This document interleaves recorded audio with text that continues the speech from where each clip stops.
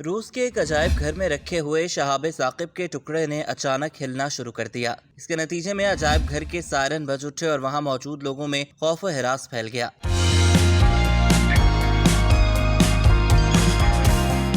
شہاب ثاقب کے ٹکڑے کو متحرک دیکھ کر سیر کو آئے ہوئے لوگ انتہائی خوفزدہ ہو گئے۔ یہ ٹکڑا چیلیا بنسک نامی شہاب ثاقب کا تھا۔ بعض لوگوں نے سمجھا کہ شہاب ثاقب کا یہ ٹکڑا دنیا سے رخصت ہونے کی تیاری کر رہا ہے۔ عجائب گھر کی انتظامیہ کی سمجھ میں کچھ نہیں آیا کہ یہ کیا ہو رہا ہے۔ لوگوں نے شہاب ثاقب کے ٹکڑے کے متحرک ہونے کے بعد انتظامیہ سے بہت سے سوالات کیے، مگر عجائب گھر کی انتظامیہ کے پاس کسی بھی سوال کا کوئی جواب نہیں تھا۔ چیلیا بنسک نامی شہاب ثاقب 15 فروری 2013 کو زمین سے ٹکرایا تھا اور اس کے نتیجے میں 1500 کے قریب افراد زخمی ہوئے تھے۔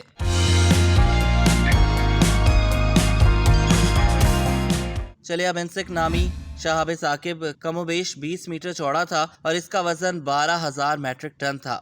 1 میٹرک ٹن 1000 کلو گرام ہوتا ہے۔ زمین کے فضائی کرے میں داخل ہوتے ہوئے یہ شہاب ثاقب پھٹ گیا، جس سے روشنی کا ایک بہت بڑا گولا پیدا ہوا تھا۔ شہاب ثاقب پھٹنے کا یہ دھماکہ چیلیا بنسک اوبلاسٹ نامی علاقے میں ہوا تھا اور اس دھماکے سے پیدا ہونے والی شاک ویو اتنی جاندار تھی کہ کئی شہروں میں مکانات کی کھڑکیوں کے شیشے ٹوٹ گئے۔ جس علاقے میں یہ شہاب ثاقب گرا وہ بہت حد تک غیر آباد تھا۔ کئی ماہ بعد سائنسدانوں نے چربانی نانی تالاب کی تہہ سے 564 کلو گرام وزنی چیلیا بنسک شہاب ثاقب کا ٹکڑا نکالا۔